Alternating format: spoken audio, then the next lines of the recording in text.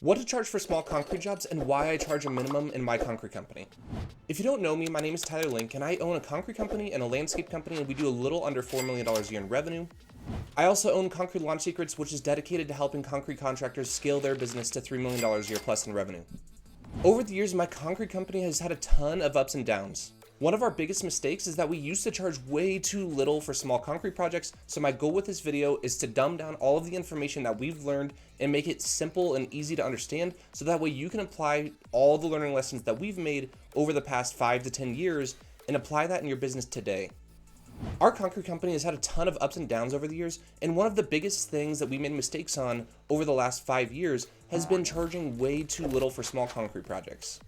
My goal with this video is to show you guys exactly why we now charge a minimum for our concrete company and to tell you exactly what that is and how I came up with it, so that way you guys can learn from all the mistakes that I've made in my company and apply everything you've learned today.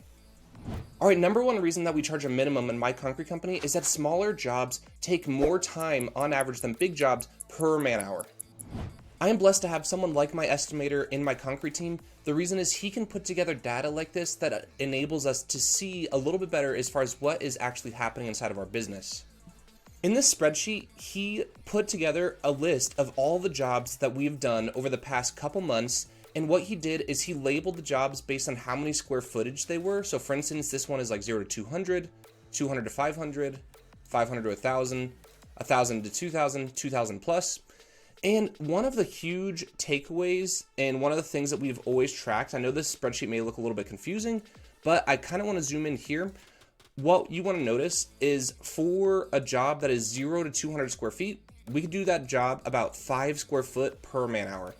In this other job here from 2 to 500 square feet, we can do that in about 6.7 square foot per man hour. From 500 to 1,000 square feet, we could do that in about 7.8 square foot per man hour. And then as you guys can see here, it just keeps going up and up. 1,000 to 2,000 is 8.6, and 2,000 square feet is 14.3. So what does that really even mean? Let's just do a quick example so I can try to explain it a little bit better. If we use our historical data in my concrete company, I can find out that if I do a small job, basically 0 to 200 square feet, that would take me about 40 man hours on average. But if I do a bigger job, let's say 2,000 square feet, that would take my team about 133 man hours on average. So the crazy part is, even though the small job is literally 10 times smaller than the bigger job, it only takes me about a third of the time than what a bigger job takes. AKA, my guys can do a lot more concrete work if we're doing bigger concrete projects because it's just more efficient. And there's a lot of reasons for that, but here's just a couple. One, think about it, even for smaller jobs, you still have to drive there just like a big job. You still have to unload all of your tools, all of your equipment, etc. Whether it's a small job or a big job, it takes roughly the same amount of time. Your guys have to get up to speed on the job site. And honestly, like, getting up to speed on a big job is almost just as easy as getting up to speed on a small job site. On a small job site, there's less work to do per person. So for instance, on a small job site, maybe sometimes certain guys in your crew may be standing around because there's nothing to do. On big job sites, there's almost always something for everyone to do. And that's only a couple reasons.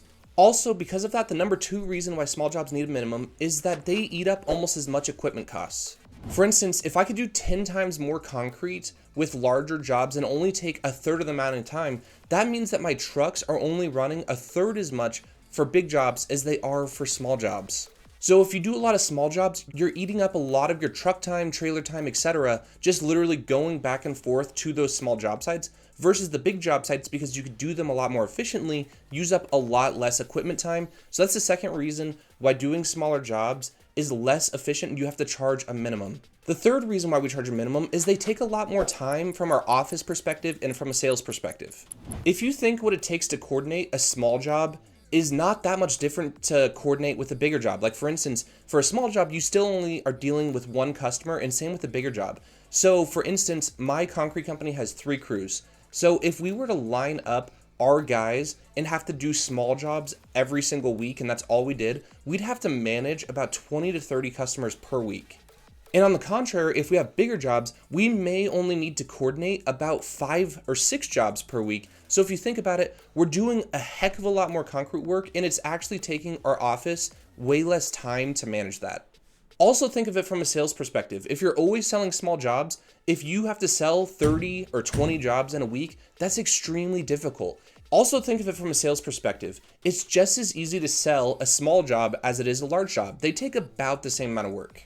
So if you're always selling small jobs, you have to take a lot more time, either you or your estimator, literally just the act of like trying to sell the job, than what you do in comparison to a bigger job as far as how much money you get in return from the amount of time invested of the actual salesperson, whether that's you or someone on your staff.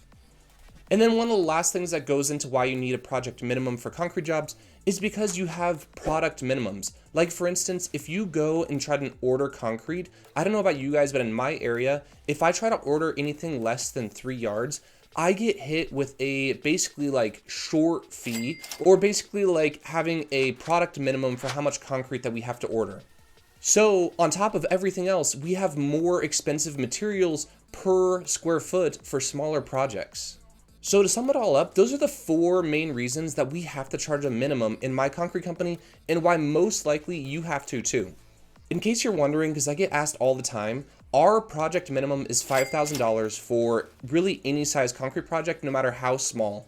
But keep in mind, just because my company has to charge $5,000 for any size concrete project doesn't necessarily mean that yours does. So that's just my numbers as my company, but don't just copy them for you, because you might be in a different part of the country. You probably are. You might have a much different company setup as far as like your office and sales staff and how many crews and trucks and equipment, etc. But the main goal of this video was just to kind of like give you a little bit of insight and show you like how I use data in my company to make informed decisions. And just so you guys know, like when larger companies may have a what is considered like a high project minimum, it may seem like they're trying to rip people off, but it's actually kind of crazy once you look at the numbers, how expensive it is to do small concrete projects. For smaller companies, they could probably do these same exact small concrete projects a lot less expensive than us, because they don't have as much overhead with equipment and office staff and sales staff, etc. But that doesn't mean that you should completely ignore that small jobs still are probably going to be less efficient for your business than larger jobs are.